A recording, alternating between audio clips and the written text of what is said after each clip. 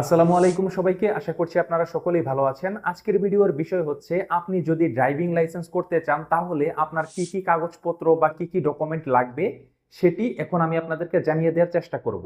আপনাদের মধ্য থেকে অনেকেই আমার কাছে জানতে চেয়েছেন যে আপনি পেশাদারি বা অপেশাদারি ড্রাইভিং লাইসেন্স করতে চাচ্ছেন, এক্ষেত্রে আপনি কি কি কাগজপত্র হলে ড্রাইভিং লাইসেন্সের জন্য আপনার হাতে থাকা মোবাইল দিয়েই আবেদন করতে পারবেন।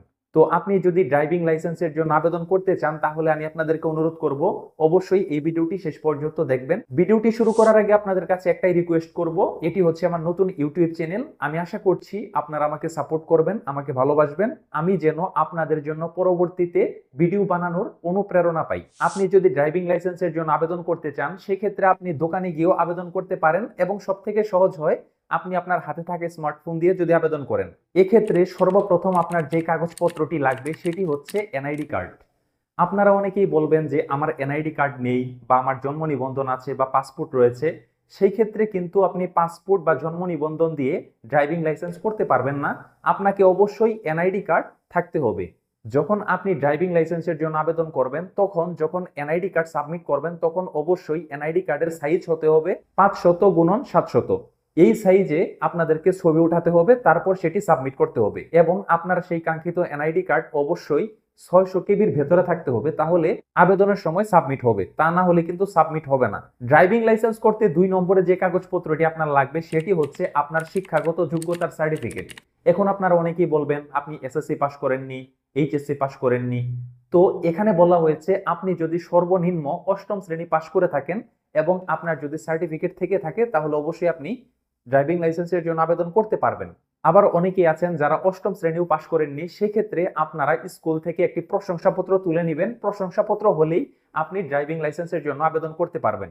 সেই প্রশংসাপত্রটি যখন আপনি ফোন দিয়ে ছবি তুলবেন এবং আবেদনের সময় সাবমিট করবেন, সেই ছবির সাইজ হতে হবে 700x500 এবং এটি সর্বোচ্চ 600 কেবি পর্যন্ত হলে আপনি সাবমিট করে আবেদন করতে পারবেন। আমি আপনাদেরকে এই কাগজপত্রগুলোর সাইজ সহ বলে দিচ্ছি যাতে করে আপনার কোনো সমস্যা না হয়।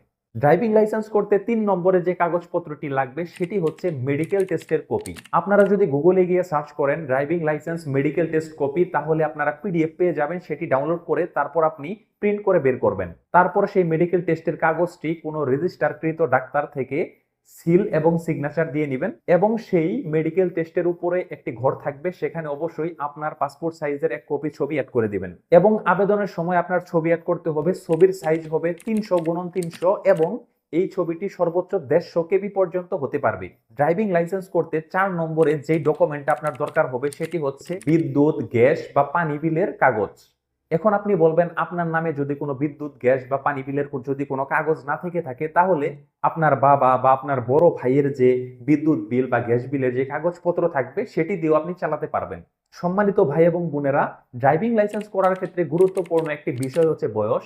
আপনি যদি পেশাদার ড্রাইভিং লাইসেন্স করতে চান সেক্ষেত্রে কিন্তু আপনাকে অবশ্যই 21 বছরের বেশি হতে হবে এবং আপনি যদি অপেশাদার ড্রাইভিং লাইসেন্স করতে চান তাহলে আপনার বয়স যদি সর্বনিম্ন 18 বছর হয় তাহলেই অপেশাদার ড্রাইভিং লাইসেন্স করতে পারবেন।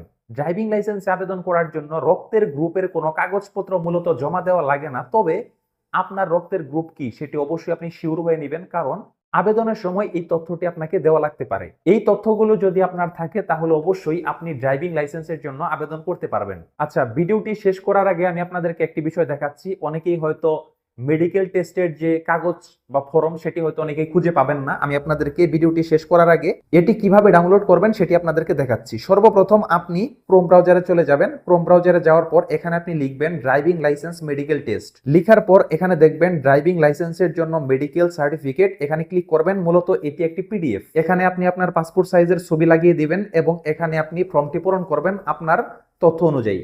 তো এই হচ্ছে আজকের ভিডিও। এই তথ্যগুলো হলেই আপনি ড্রাইভিং লাইসেন্সের জন্য আবেদন করতে পারবেন। এই ছোট্ট ভিডিওটি যদি আপনার একটু উপকারে এসে থাকে তাহলে আমি আশা করব আপনারা আমাকে সাপোর্ট করবেন, আমার চ্যানেলটি সাবস্ক্রাইব করবেন। তো সবাই ভালো থাকুন, আজ এ পর্যন্তই। পরবর্তী টপিকে কথা হবে। আল্লাহ হাফেজ।